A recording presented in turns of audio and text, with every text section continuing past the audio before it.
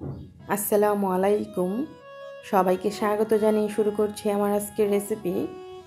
আজকে আপনাদের সাথে শেয়ার করব বাটাবাটির ঝামেলা ছাড়াই লইট্টা শুটকি ভর্তা তৈরির সহজ একটি রেসিপি। এই লইট্টা শুটকির ভর্তাটি গরম ভাতের সাথে খেতে দারুণ হয়। আশা করি রেসিপিটি আপনাদের কাছে ভালো লাগবে। চলুন দেখে নিই পুরো প্রস্তুত প্রণালী।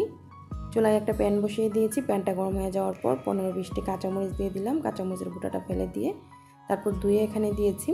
তারপর দিয়ে দিচ্ছি এখানে বড় সাইজের রসুন কোয়া 15-20টি।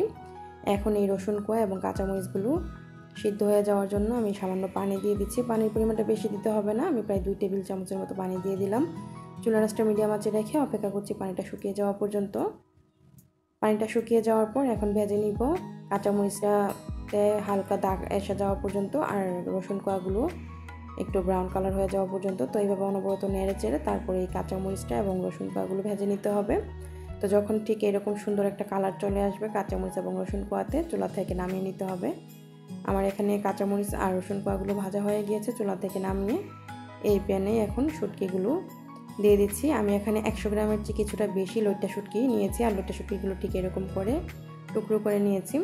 তো এখন এই লইট্টা শুটকিগুলোকে আমি প্রায় 1 থেকে 1.5 মিনিট ভেজে নিয়ে পানি অ্যাড করে দিচ্ছি। আমি এখানে 2 থেকে 3 কাপ পানি দিয়ে দিচ্ছি। চুলার আঁচটা ফুল আঁচে রেখে পানিটা ফুটে আসা পর্যন্ত। পানিটা যখন ফুটে আসবে চুলার আঁচটা মিডিয়াম আঁচে করে দিয়ে প্রায় 5 থেকে 7 মিনিট রান্না করে নিব। তাতে করে শুটকিটা অনেকটা সিদ্ধ হয়ে যাবে। তো প্রায় 5 থেকে 7 মিনিট সিদ্ধ করে নেওয়ার পর চুলা থেকে নামিয়ে পানিটা ঝরিয়ে ভালো করে 5 থেকে 6 বার ধুয়ে নিয়েছি। তারপর আমি চুলায় একটা প্যানে এখন 1 টেবিল চামচ সরষের তেল দিয়ে দিলাম। সরষের তেলটা দেওয়ার পর যখন তেলটা গরম হয়ে গিয়েছে ভালো করে ধুয়ে রাখা শুটকিগুলো দিয়ে দিলাম। চুলার আঁচটা মিডিয়াম আঁচে রেখে এখন এই শুটকিগুলোকে আমি মচমচে করে ভেজে নিব। অবশ্যই অনবরত নেড়ে চেড়ে দিতে হবে, না হয় শুটকিগুলো পুড়ে যেতে পারে বা এক সাইডে শুটকি হবে আর এক সাইডে শুটকি হবে না। তাই একটু পরপর এভাবে নেড়ে শুটকিগুলোকে ভেজে নিতে হবে। হাই হিটে রাখলে উপর দিয়ে কালার চলে আসবে কিন্তু ভাজা হবে না ভিতর দিয়ে।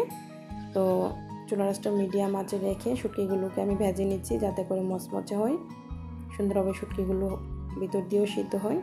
তো এই যে দেখুন বাস্তে বাস্তে খুব সুন্দর একটা কালার চলে এসেছে আর শুটকিগুলো একদমই মচমচে হয়ে গিয়েছে। আর শুটকির যে কাঁটাগুলো সেগুলো আলাদা হয়ে গিয়েছিল, আমি কিন্তু বেছে ফেলে দিয়েছি। তা এখন আমি চুলাটা বন্ধ করে দিয়ে শুটকিগুলোকে নামিয়ে নিব। আর এখানে একটা প্লেটে আমি প্রথমে যে কাঁচামরিচগুলো ভেজে রেখেছিলাম কাঁচামরিচগুলো নিয়ে নিলাম, পরিমাণ মতো লবণ দিয়ে দিলাম। কাঁচামরিচ আর লবণটা একসাথে মাখিয়ে নিচ্ছি। তো কাঁচামরিচটা কিছুক্ষণ ডলে নেওয়ার পর এখন আমি এখানে অ্যাড করে দিব রসুন কোয়াগুলো।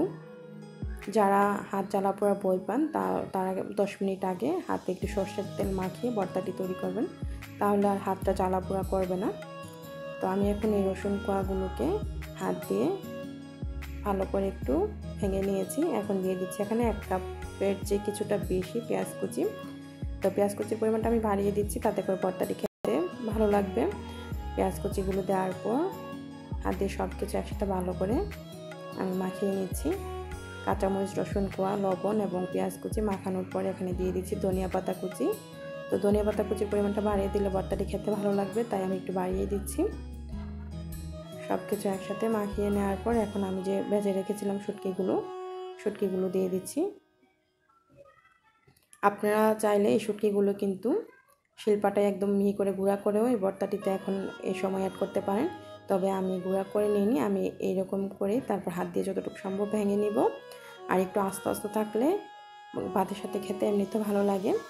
তো এখন আমি এখানে আরও 1 টেবিল চামচ সরষের তেল অ্যাড করে দিলাম। সরষের তেলটা অ্যাড করার পর শুটকিগুলো একটু হাত দিয়ে ভেঙে আর সব কিছু একসাথে মাখিয়ে নিলে কিন্তু ভর্তাটি তৈরি হয়ে গিয়েছে। কিছু শুটকি একদম ভেঙে গুঁড়া হয়ে গিয়েছে আর কিছু শুটকি আস্ত রয়েছে। তো আপনারা যে যেরকম পছন্দ করেন ঠিক তেমনিভাবে বানিয়ে নিতে পারেন। চাইলে শুটকিগুলো আপনারা একটু শিলপাটায় গুঁড়া করে তারপর মাখিয়ে নিতে পারেন। তো এইভাবে তৈরি করে দেখবেন, গরম ভাতের সাথে খেতে দারুণ হয়। আশা করি রেসিপিটি আপনাদের কাছে অবশ্যই ভালো লেগেছে। যদি রেসিপিটি ভালো লাগে লাইক, কমেন্ট, শেয়ার দিয়ে সাথেই থাকবেন। রেসিপিটি দেখার জন্য আপনাদের সবাইকে অসংখ্য ধন্যবাদ। সবাই ভালো থাকবেন, আমার জন্য দোয়া করবেন। আল্লাহ হাফিজ।